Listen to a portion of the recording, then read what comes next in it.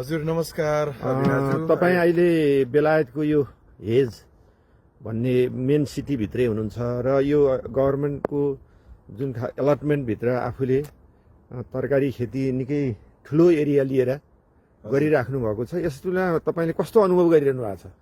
यो गदालाई भारी पुगेन भने क्वाँ रुन्छ भन्छ नि, त्यस्तै हो हजुर। यो विदेशमा हामी नेपालमा बस्दा पनि धेरै थोरै खेती गरेर आएको मान्छे, अनि विदेशमा पनि हामीलाई त्यत्तिकै टेलिभिजन हेरेर मोबाइल चलाएर मात्रै कति बस्ने भन्ने लागेर अनि यहाँ यो गभर्मेन्टको अलटमेन्ट भन्छ यसलाई, यो अलटमेन्ट साइट चाहिँ निकै पर्खाएपछि मात्रै पाउँछ। सबैले मैले चाहेर तत्कालै पाउने हुँदैन, कहिले 3 वर्ष 5 वर्ष 10 वर्ष पनि कुर्नुपर्छ।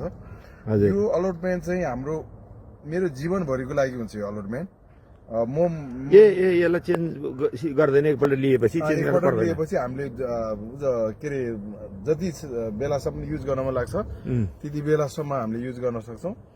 65 वर्ष कटिसकेपछि जस्तै यो यसको रेन्ट अहिले एनुअल $65 पाउन्ड छ भने त्यो चाहिँ 65 वर्षपछि मिना हुन्छ।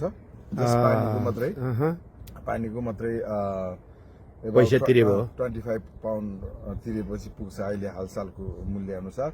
त्यही कारणले गर्दा त्यही त नेपालमा खेती किसान गर्ने बानी भएको कारणले विदेशमा पनि त्यतिकै किन बसिरहँ भनेर यसो आएर बारीतिर माटोमा खेल्ने मान्छे अलिअलि आफूलाई जे मन लागेको छ त्यो चाहिँ रोपेर उमार्ने जमर्को गर्दा गर्दै कहिलेकाहीँ चाहिँ जस्तै मलाई घिरौँला असाध्यै खाने मन छ, चिचिन्डा असाध्यै फलाउने मन छ, तर हत्तपत्त मैले चिचिन्डा चाहिँ युकेमा फलाएको देखाएको छैन। घिरौँलासम्म चाहिँ फल्छ यहाँ।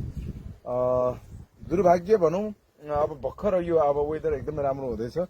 यो महिना चाहिँ अगस्तको इन भयो, सेप्टेम्बर महिनाभरि चाहिँ राम्रै हुन्छ।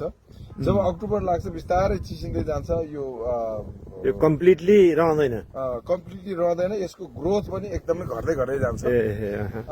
मात्र एउटा रायो साग चाहिँ तपाईँले सेप्टेम्बरतिर रोप्यो भने अलिकति सेड पायो भने चाहिँ त्यो वर्षभरि नै बाँचिरहन्छ, नत्र भने यस्तो यो ठाउँमा चाहिँ रायो साग पनि बाँच्दैन। यति धेरै थरी हजुर तरकारीहरू तपाईँले लगाइरहनु भएको छ। यो बिउ चाहिँ युकेकै हो कि तपाईँहरूले नेपालबाट पनि ल्याउनुहुन्छ? एकदम राम्रो प्रश्न।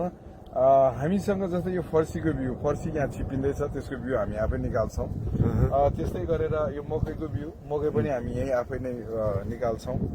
अनि त्यस्तै गरेर गोलभेडा पनि हामी आफै निकाल्छौँ। भने कुनै साल चाहिँ बिउ राम्रो हुँदैन, त्यो अवस्थामा हामी नेपाल जाने बेलामा जस्तै चोइसम भयो, मुन्टा खाने फर्सी भयो, अनि यो घिरौँला हामीले जहिले पनि प्रयत्न गरिराखेको हुन्छ, त्यो पनि आउँदैन, त्यो भयो। केही बिउहरू हामी अनलाइनमा पनि किन्छौँ, केही नेपालबाट किन्छौँ भने केही हामी यही उत्पादन गर्छौँ। Thank you very much.